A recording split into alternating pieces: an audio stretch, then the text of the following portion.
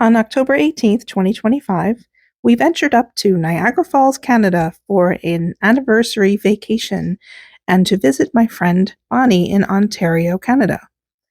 We had a beautiful scenic drive, 7.5 hours long, and arrived in Canada at around 10:30 p.m. There's the beautiful skyline view coming through customs, which was fine and pleasant.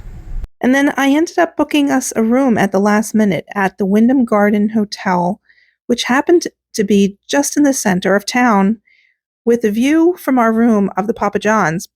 And since we were hungry and John had never had a Papa John's before, that's where we went for the first thing in Niagara. And this is the Skylon Tower, which was right outside our hotel. And we decided to try to walk to the falls and found this staircase in the dark going down a path that we couldn't see. And since John was up for adventure and wanting to get down to the falls as soon as possible, we took this path that was unlit, only to find ourselves right there at the Horseshoe Falls, all lit up in its glory, absolutely breathtaking. We stood there and watched the falls for nearly an hour until it was getting late and we were so tired from our drive, but we just wanted to soak in all this majesty and enjoy the light show that they have on, that we stayed there till nearly 1:30. It was just breathtaking. And then we sat there for a moment and called for a cab at the Table Rock. After a good night's stay at the Wyndham, we ventured out to Clifton Hill to take the Skywheel so that we could see all of the town. And we ended up on the number 5 car, which is actually my lucky number. And after a few moments of catching my breath, being up so high, I was able to enjoy this beautiful view. And we could also see where the path was that led us down to take the Niagara City cruise, the Voyage into the Falls. Here we are, getting ready to go into the falls where we were going to get very wet. And wet we did get. With 20-mile-an-hour winds, those hoods on the ponchos just did not stay on.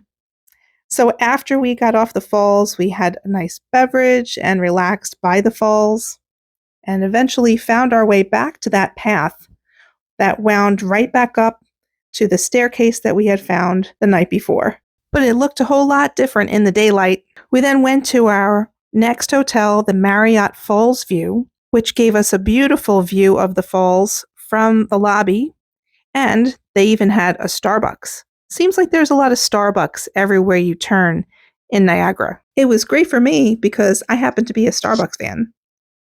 After we checked into the hotel, I checked into the spa where I got a wonderful body polish, went in the Himalayan salt chamber, and enjoyed the jacuzzi thermal pools.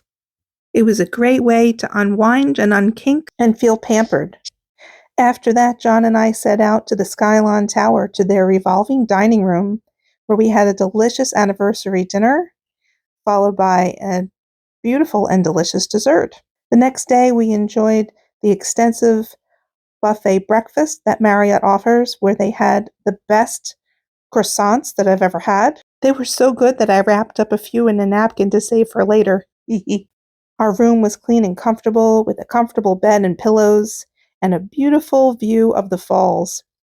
And because it had been raining that morning, we were so lucky that we were able to see rainbows appear in the falls. It was so nice just to hang out and chill and not have to go anywhere or be with anyone and just watch the falls. That was the best part. And seeing the rainbow in the falls made me feel like Mom was with us. That evening, we decided to try my cousin Vinny's for some dinner. Well, what a surprise it was to have actually good Italian food here in Niagara with the best focaccia that I've ever had. It was so light and crisp, and John's chicken parm measured up to all the others that he likes. We then set out to play some mini golf at the Dinosaur Golf. what a treat it was to play a new course and enjoy this scenery. And of course, John got 2 holes in 1, and his total was 1 under par for the first time playing this course. This course was great. It had life-size dinosaurs and prehistoric-size bugs in the cave. The weather was beautiful to be walking around that night, and Clifton Hill was remarkably a beautiful, clean amusement park with attractions for any age. And we were there a little bit too late to take everything in, but if we went back, even as adults, we would go back. We even got free tickets to some of the attractions through the Wyndham Garden Hotel, so staying at that hotel was actually a good choice. Next day it was time to pack up and venture out, and so we took a scenic drive up along Niagara on the lake, where we were able to catch beautiful views of Lake Ontario, and we were even able to see Toronto before the cloud cover rolled in. I took a picture of this stone because it just struck me that Rotary International would put a stone like that. It made me feel like there was goodness in the world, and I have to say that the Canadians do make you feel that way with all their pleasantness. The town of Niagara-on-the-Lake was just so quaint with all these shops and horse-drawn carriages. I even spied an apothecary that was closed at the time. But we did take in these chimney cakes from the Budapest Bake Shop, which was so unique that they're like spirals that you pull apart and they can fill them with something savory or something sweet. Here in this town, I also picked up the maple syrup that I was planning to pick up in Canada, and the best Riesling I've ever had that I drank at the Skylon Tower and is made right there in Niagara.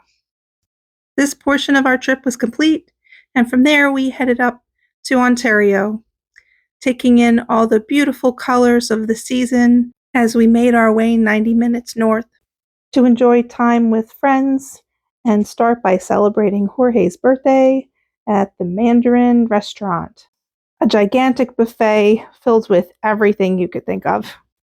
The next day we set out to Elora. It was a wonderful, quaint town, all decorated for Halloween, where they were going to have a night walk all lit up. We walked in the rain, going in and out of shops, and some of my favorites were these blown glass hummingbirds and this spiritual cookbook, this purse with this fun saying on it, this coaster that John brought to my attention. And of course, you have to have poutine when you go to Canada. They also had this neat compass right there in the middle of town. It tells you to stand in the center and envision what your next journey will be. And so, of course, we did it. Another Canadian favorite is Tim Hortons, and we seem to see these everywhere. So, of course, we had to stop and see what it was all about.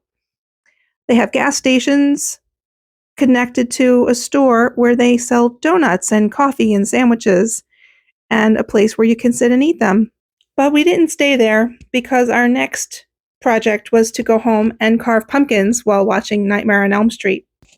And unfortunately, my guy's eye fell out.